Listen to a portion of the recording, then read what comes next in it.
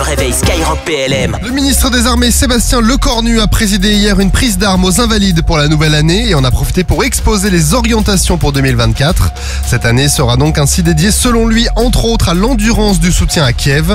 Plus globalement, 2024 confrontera selon lui les armées françaises à 3 points: agir sur le court terme face aux crises, assurer la sécurité des Français et défendre leurs intérêts, et agir pour maîtriser tout risque d'escalade tant à l'est de l'Europe qu'en Afrique et au Proche et au Moyen-Orient.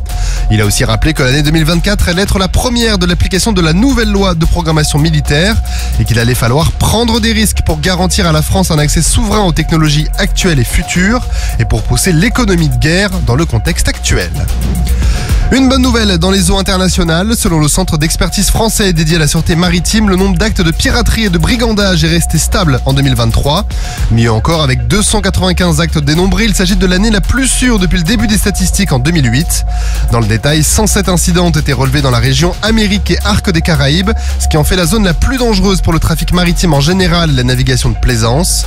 L'Asie du Sud-Est et l'océan Pacifique arrivent en seconde position avec 104 incidents comptabilisés. La situation dans le golfe de Guinée où la Marine nationale patrouille dans le cadre de l'opération Corimbe est aussi restée stable avec 31 incidents répertoriés l'an passé.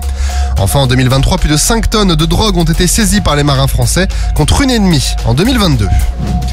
Vers une généralisation du SNU, le service national universel en place depuis 2019 pourrait évoluer cette année. Selon Prisca Thévenot, secrétaire d'État en charge du SNU, il pourrait devenir selon ses mots un passage républicain pour chaque jeune de notre nation. Une décision qui revient cependant au président de la République selon elle. Pour rappel, le service national universel propose aux adolescents de participer d'abord à un séjour de cohésion gratuit de 12 jours, puis à une phase ultérieure dédiée à l'engagement avec une mission courte d'intérêt général ou un service civique de plusieurs mois. Le service historique de la Défense organise un colloque à l'école militaire. Il se tiendra pendant 3 jours à l'école militaire, donc située à Paris dans le 7e arrondissement, avec pour thème la bascule d'intensité du milieu du 19e siècle à nos jours. Le premier de ces 3 jours, qui aura lieu le 29 janvier de 9h à 17h, sera consacré sur penser, anticiper et organiser la haute intensité.